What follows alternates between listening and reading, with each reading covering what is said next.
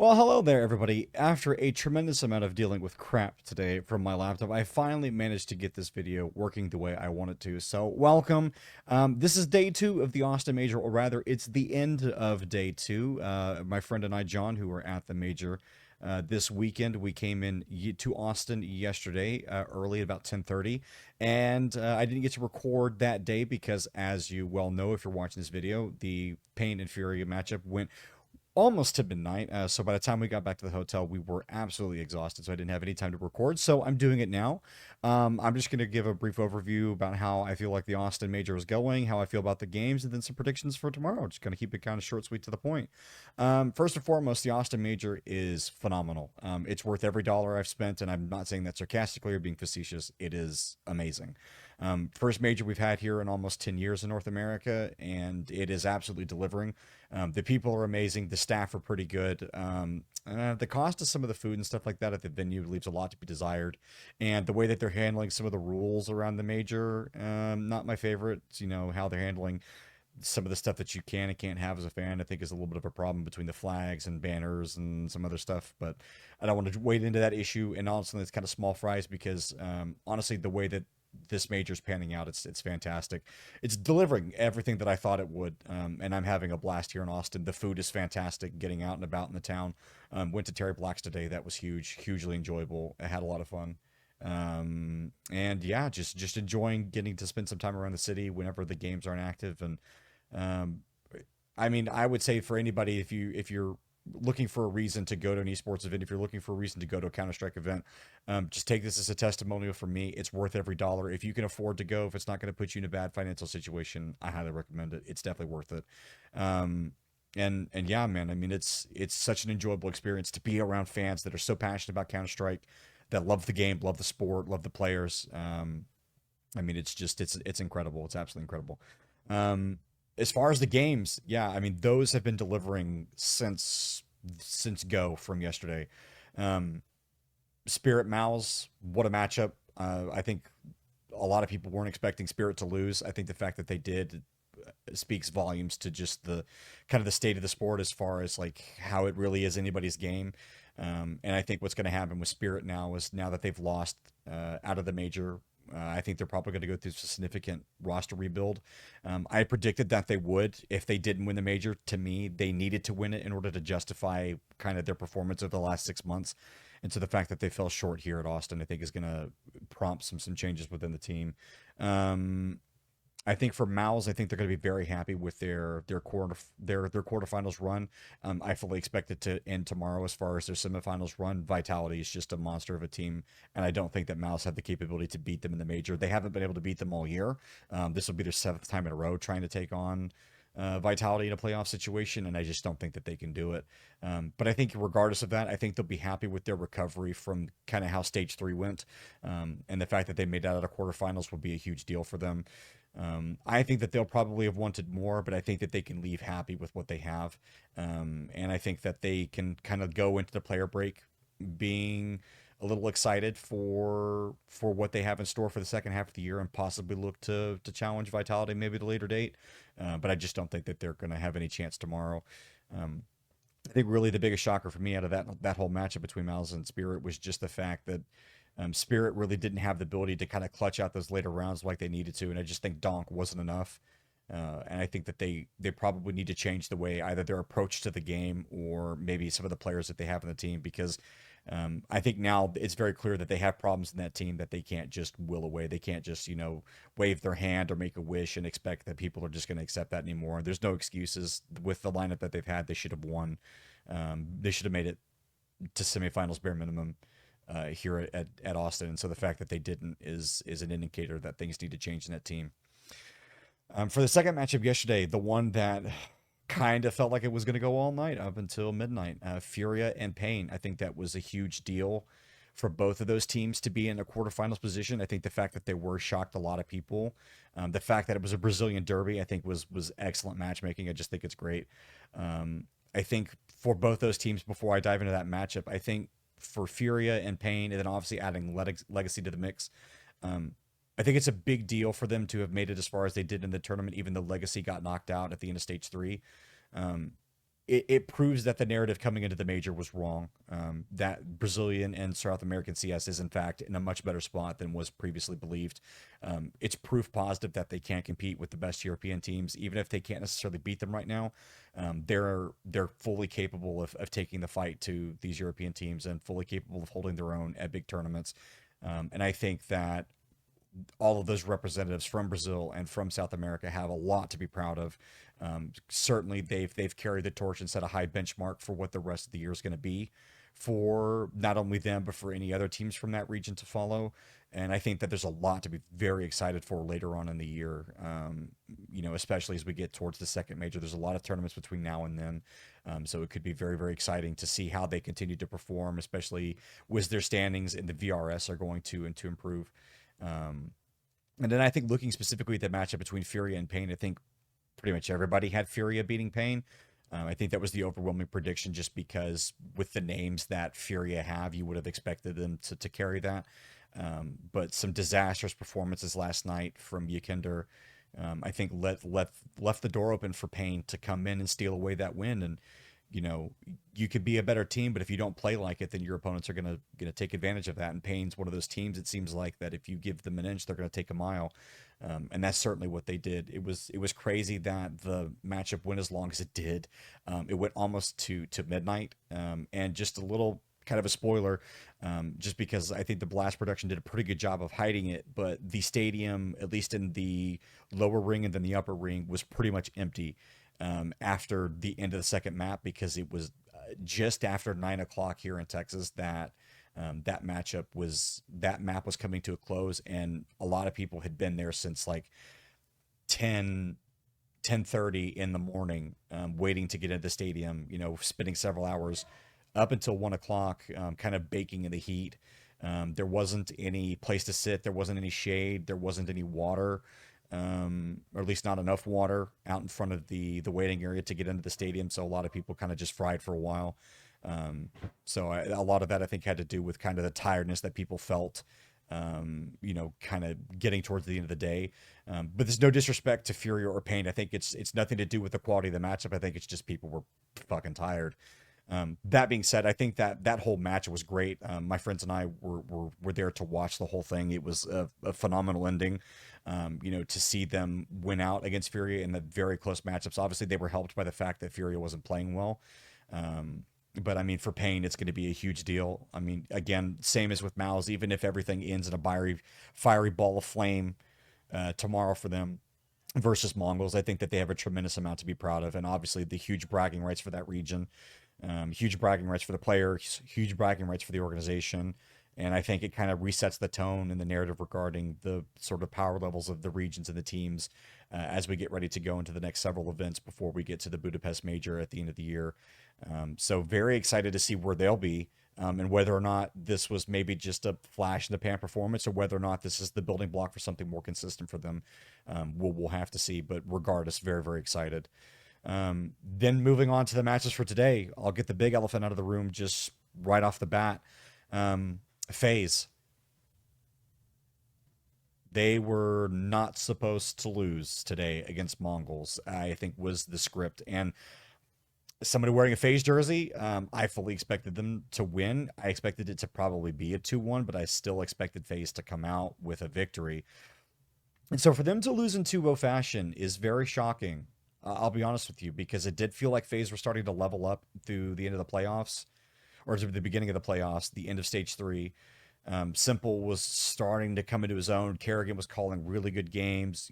Frozen and Elige and Rain just performing as well as they have been. I think was kind of the expectation that they would carry the day against Mongols. And man, being in the stadium for that matchup was night and day, and just a few short hours, because we were so hyped up for FaZe to be in a potential finals matchup against Vitality, because we're thinking, oh, if FaZe beat Mongols, then Pain is an easy clear. And for Mongols to completely subvert that expectation and get it to a victory, is shocking, not because you didn't think they couldn't do it or that you didn't honestly believe that Mongols didn't have the capability to do it, but rather that I don't know, rather that sorry, just making sure that this thing didn't shut off. Rather that FaZe are supposed to be the better team on paper. And so you go from this really high with being excited about FaZe to feeling like you got drenched in an ice bath when Mongols close it out in very close fashion on the second map on Anubis. And by the way, a map that they've traditionally been horrible on, and that even though FaZe is not necessarily their map, is a map you would expect FaZe to carry the day on, especially considering they had already played that map prior in another series, to qualify for the playoffs, and they had beat Mongols on it. So I think just disappointing because we wanted so badly for the matchup to be FaZe Vitality, but you can't say that Mongols didn't earn it. I mean, they did it the right way. It was close games, but they closed it out. It didn't go to overtime. They just had FaZe's number, and it could have been anything from FaZe's side. It could have been that they were feeling the pressure to be successful. It could have been that maybe they just weren't as prepared for Mongols as they should have been. But I mean, from a pure objective standpoint, like everything was conspiring against Mongols for them to lose that series. Like FaZe are leveling up; they're traditionally a better team in playoffs. Mongols are traditionally a bad team on stage. Um, the Mongols are having to have a second map that's obviously not their favorite. They have a very hostile crowd that is wanting them to lose. They're not favored to win by really very many analysts, if any, to win that matchup. And so all of these different things that they could have used as an excuse, had they, lost, or that they could have said, oh, there's a lot of pressure to deal with. But man, you would never know that Mongols were dealing with that pressure because they handled it so cool, calm, and collected. You can't help but be impressed. Like it didn't seem like the pressure was getting to them at all. Like if it was, they never acknowledged it. They just came in there and just beat FaZe. And that's really all that you can ask for them to do. That's really, like, at the end of the day, that's all you can ask any team to do. And they made no bones about it that they wanted to come in and win, and they did. And so, as much as I would have loved to have seen FaZe in a grand finals, I think everybody would have. It would have been a spectacular grand finals to see them against Vitality. Um, Mongols earned it. It just beat FaZe. There's nothing to it. It's like, and it wasn't even that FaZe played particularly badly. I mean, yeah, there's some moments where they're making some really questionable decisions, as far as their mid round calling. But I mean, Mongols were just the better team on the day, and so massive respect to them on the win. And honestly, I'll be rooting for them versus Pain. I'm not really sure who I'm going to be supporting if they do take on Vitality, but I think I'm kind of in the Vitality camp if in that particular matchup. I think I'd like Vitality to win, but who knows? For sure, at least Mongols would be a crowd favorite now that FaZe is gone. They were a crowd favorite in Dallas, and I think that will come back pretty quickly tomorrow in their matchup against Pain. And then the final matchup I want to hit on before I kind of close this out, because I want to keep this video reasonably short, is the Vitality Navi game that happened, or the matchup that happened at the beginning of today. I think that went exactly as expected. I think if Vitality had even dropped a game to Navi, I think it would have been eye-opening a little bit. Just because there's always the questions about, well, how long can Vitality maintain the longevity? Obviously they lost the match win streak here at Austin, but I mean, they still obviously still in the tournament and still the favorites to win it. But I think even with that, I think there's really no questions to their performance. They look very, very strong in playoffs. I don't think that's going to change tomorrow. I fully expected them to dispose of Mao's 2-0. And I think that their performance against Navi just kind of solidifies that. Really nothing for them to say. I think they're doing exactly what they're supposed to. They're playing like the best team in the world. They very clearly are the best team in the world. There's no one that's come close. And Mao's will have had their seventh shot, like I said earlier, against Vitality. So I don't expect that's going to go any different. For Navi, I mean, obviously immediately after the matchup, there was already the rumblings about potential roster changes for them, who might come in, maybe one or two players get replaced. Obviously, nobody knows who those players might be replaced, which ones that might be, and who they would be replaced with. There's a lot to get figured out, obviously, in the player break and in the couple weeks to come. But I think for Navi, I think they can be happy that they've managed to recover at least the end part of this season before they go into the second half of this year. Because there's been so many discussions about how that roster was expected really to do more, especially after sort of winning the major, and it feels like kind of the best days of Navi are gone by, and so people I think had a lot of questions about what form they would enter into the major with, and I think they were at least able to answer some of those questions, that they are able to compete, that they are still able to kind of keep things interesting, and they are an entertaining team to watch. Um, but I think still maybe for them probably disappointing that they didn't get further. They I'm sure would have loved to have a semifinals match against a team like against another team, but I mean drawing Vitality in that opening stage is basically just a death sentence right now. And so massive respect to them. I think that they recovered, better than I think they've recovered their performance wise better than they have in the last couple of months, and I think if they can shift some things around, I think they'll be interesting to watch come Budapest if they can obviously make sure that they qualify for that. But I mean, really, just not much to say other than their major performance was a good recovery, because the rest of the season's just kind of been, sort of bland, kind of blasé. There's really, I mean, there's just nothing remarkable about their season thus far. So kind of looking to the second half of the year um, to see if they do anything else spectacular. Is there some final closing thoughts? So tomorrow's matchups, it'll be obviously Mongols versus Pain, and then it'll be Vitality versus Mouse. Like I said before, Mouse are kind of doomed to just get beat 0-2 to Vitality. I think anything else other than that is a huge subversion of the expectations. It should just be Vitality clearing Mouse. I don't expect anything else. I think that matchup's kind of cut and dry. And then Mongols versus Pain.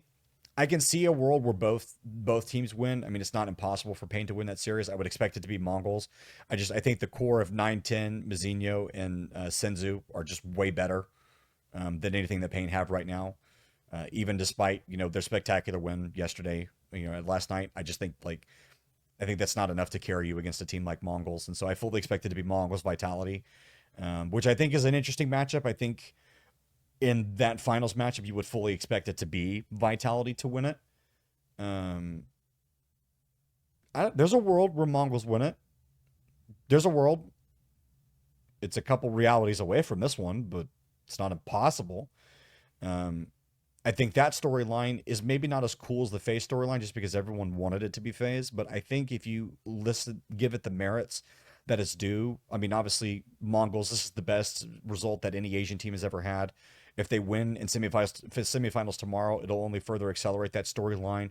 Then you have a really compelling narrative for the grand finals. If Mongols could somehow find a way to usurp Vitality, the best team in the world, and stop them from getting that major, stop them from solidifying their era, so to speak, and getting the first Asian major win, I think that would be a huge feather in the cap, not only for the team, but for the region, and would really change the narrative going into the second half of this year regarding kind of the power rankings of some of the teams, especially because Asia was also a region not considered to be very strong. Obviously, that was very much changed with the performance of Lin Vision and Tai Lu, and then now obviously Mongols, who have continued to get better and better throughout the last several months.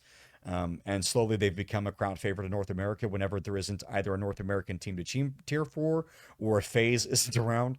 And so I think a world in which they win the major, I think is a cool world to live in, especially from a sporting perspective for Counter Strike. And I don't expect that they would win in a finals matchup, assuming that it is Mongols versus Vitality. But it is fun to think about. And listen, this major's been weird. Okay, if everybody's pickums are anything to go by, which I don't think there are now any surviving pickums to get a diamond coined anymore. Um, but I don't know, man. It's one of those things to consider, because this major's been weird. This major's been very weird, and it's only a best of three, which I think is a robbery. I think it should be a best of five, but man, there's a world where Mongols win it. I'm not saying they will, but I'm saying it'd be funny as hell if they did. So not really sure what to expect with that one in that potential matchup. I mean, really on paper, it should be a Vitality, but obviously we'll have to wait to see how tomorrow's games go, because I could be completely wrong. Maybe, Pain and Mouse completely subvert expectations and just, I don't know, somehow win. I don't expect that they will, but I've been wrong before, and my pick'ems are a graveyard of picks that I thought were a guarantee. And as the saying goes, it's not what you don't know that can't hurt you. It's what you know for sure that just ain't so. And I know for sure a lot of people are for sure thinking that it should be Mongols versus Vitality. But sometimes the team that you want to win gets usurped, as FaZe found out today. So, anyways, that's all I've got for this video. I'll try to create another video tomorrow after the semifinals matchups. I was sorry I didn't get to do anything yesterday. Just it was too late to do anything after we got back to the hotel. So, really excited to see how tomorrow's goes. Just having a blast at the Austin Major. I think it's everything I could have ever wanted and more. And yeah, just looking forward to give you guys an update to see how it goes. So until the next video, I will say goodbye. If you liked anything that you saw here, please consider liking and subscribing. It really means a lot. And hey, even if you don't do that, just leave a comment about what you liked and what you didn't like, and I'll take the feedback honestly. But until next time, I will bid you goodbye. Bye.